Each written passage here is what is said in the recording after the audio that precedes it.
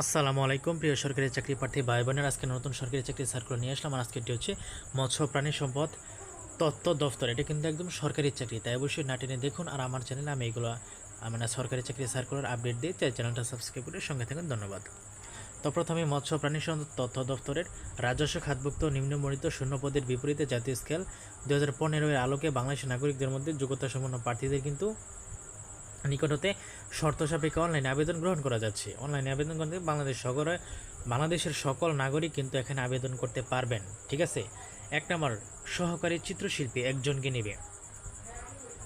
শিক্ষাগত যোগ্যতা কোনো স্বীকৃত বিশ্ববিদ্যালয়, ইনস্টিটিউট, প্রতিষ্ঠান হইতে ফাইন আর্টস বা কমার্শিয়াল আর্টস বিষয়ে অনন্য দ্বিতীয় শ্রেণী বা সমানের সিজিপিতে স্নাতক বা সমানের ডিগ্রি অথবা ডিপ্লোমা বা সমানের ডিগ্রি এবং তথ্য যোগাযোগ কম্পিউটার পরিচালনার বাস্তব কর্মের অভিজ্ঞতা।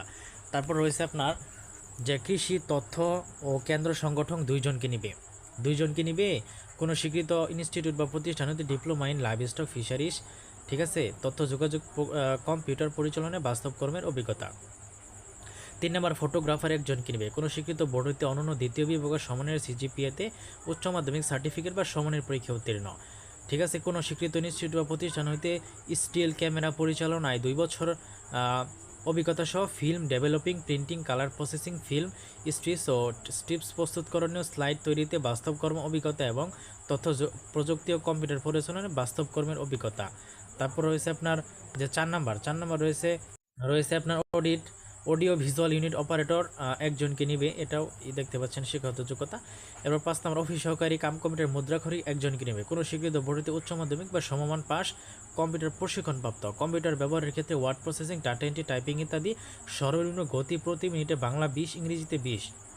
তারপর গায়ক একজনকে নেবে কোনো স্বীকৃত বোর্ডে অনন্য দ্বিতীয় বিভাগ বা সমানের সিজিপিএতে উচ্চ মাধ্যমিক কিন্তু আপনার পাস হতে হবে এবং কোনো স্বীকৃত সঙ্গীত শিক্ষা প্রতিষ্ঠান হতে লোকসঙ্গীত সহ সঙ্গীত বিষয়ে 4 বছর মেয়াদী দ্বিতীয় শ্রেণী বা সমানের সিজিপিতে ব্যাচেলর ইন মিউজিক বা সমানের ডিগ্রি।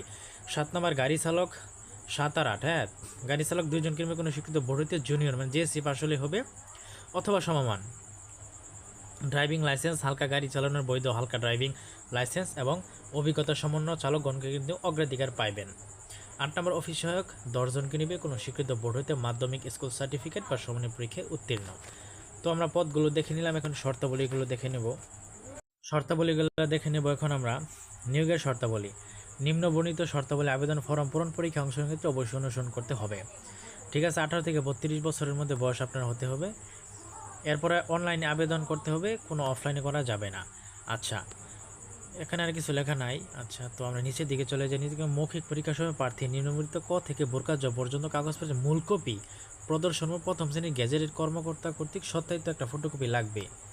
এটা কিন্তু বাইবার সময় লাগবে। ঠিক আছে। আচ্ছা, 1 নম্বরে কি আছে, প্রার্থীর সকল শিক্ষাগত যোগ্যতা ও প্রযোজকের লাইসেন্স, বৈধ অভিজ্ঞতা, প্রশিক্ষণ সনদপত্র।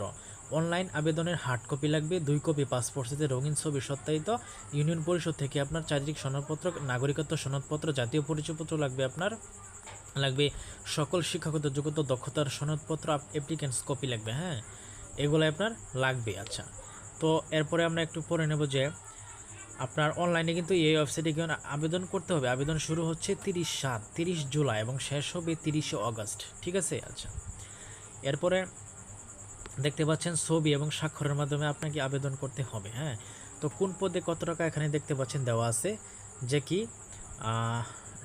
1 থেকে 7 নং পদের জন্য 112 টাকা। তারপর রয়েছে 8 নং ক্রমিকের জন্য আপনার 56 টাকা লাগবে। হ্যাঁ, এটা আপনার কিন্তু টেলিটক সিমের মাধ্যমে ফি প্রদান করতে হবে।